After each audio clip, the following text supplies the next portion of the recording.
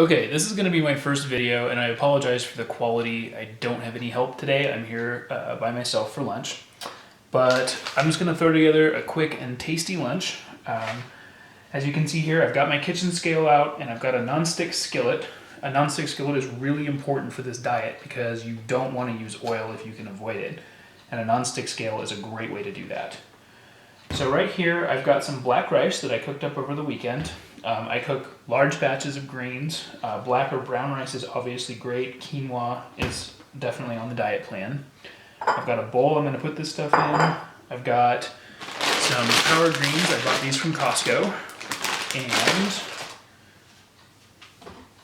I've got some shredded chicken that I also made on the weekend. And I'm going to post some videos this weekend when I do more food prep about how to make large batches of shredded chicken. So I'm turning on my scale. Since it already has the pan on it, it's going to zero out, and I can measure out my grains exactly the way I want. So I'm going to measure about 3 ounces of this cooked rice.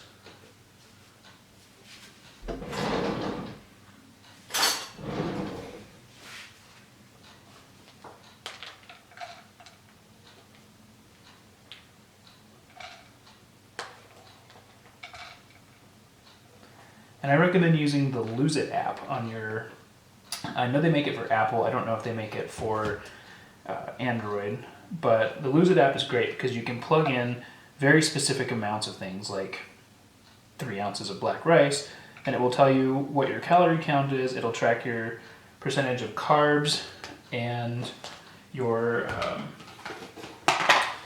sodium, all those other types of things. But this way, if you have a problem, you're not losing weight, you can always go back to your coach and show them exactly what you've been eating, and they can help you make the right adjustments.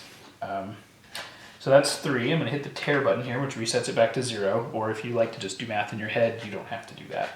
And I'm going to add about 5 ounces of shredded chicken.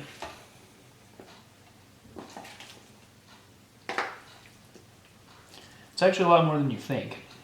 Even though it's got a lot of moisture in it, which is one of the advantages of shredded chicken to begin with, because nobody likes eating dry chicken. So now that I've got these measured, what I'm going to do is I'm going to season them, and I'm just going to cook them until they're hot on the stovetop.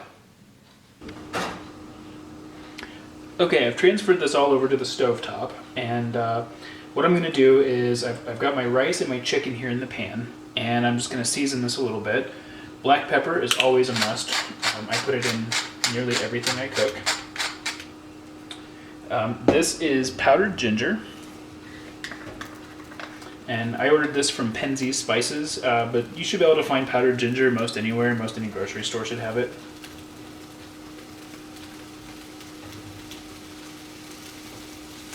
Now you'll note I have not added any oil to this pan at all. So once I get these spices in, I'm going to have to keep this stuff moving pretty quickly.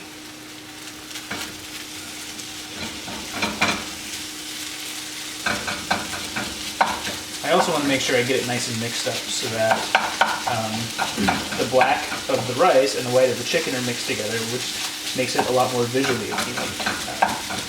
When you're cooking for other people, maybe not as much for yourself, but a little bit. When you're cooking for other people, making the food look better in their mind makes it taste better. Some other things I'm going to add. This is Chinese 5-spice, which has a little bit of, it has star anise, cinnamon powder, clove, fennel, and white pepper. I'm putting some of this in because of the black rice has almost a little bit of a licorice-like flavor, and anise is what gives licorice its flavor. So I'm just going to kind of enhance that a little bit. And lastly, this is some ancho chili powder. So if you live in Reno, I was able to buy this at Salty Savory Sweet on California Avenue. But I know McCormick makes it. You can get it from any grocery store. It might not be as good. So add a little of that.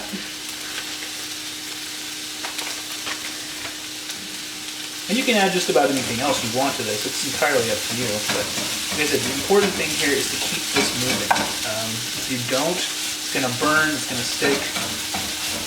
But as you can tell, it's kind of coming together pretty nice here. You could add some green herbs to this if you want. Oregano, basil, any of those kinds of things would give it some nice additional color as well as adding a little bit of extra flavor. And before I forget, another STTFP must, is lemon juice. This makes things juicy, gives it good flavor with the acidity. Because part of the plan here is to try to get away from salt.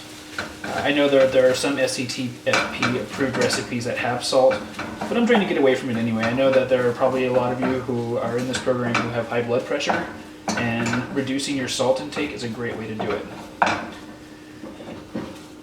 So the best thing that you can do to avoid salt is to find other flavorings that also are good that don't have any sodium in them.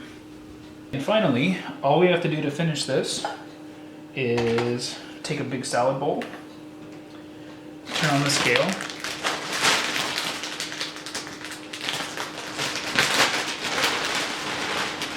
and I'm going to add about 8 ounces. Actually, I don't think 8 ounces will fit in here. So roughly 2 cups worth of these power greens. Yeah, that comes out to about 2 ounces of these greens. Obviously, if I cook them down, they would be a lot smaller. And then I'm going to add my carbs and my meat right to the top of it.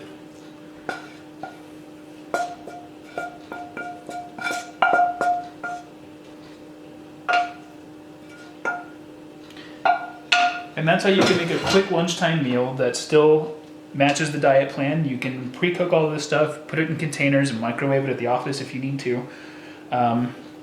Hopefully, if you do it right, your coworkers will be envious, and you'll have yourself a nice, great lunch.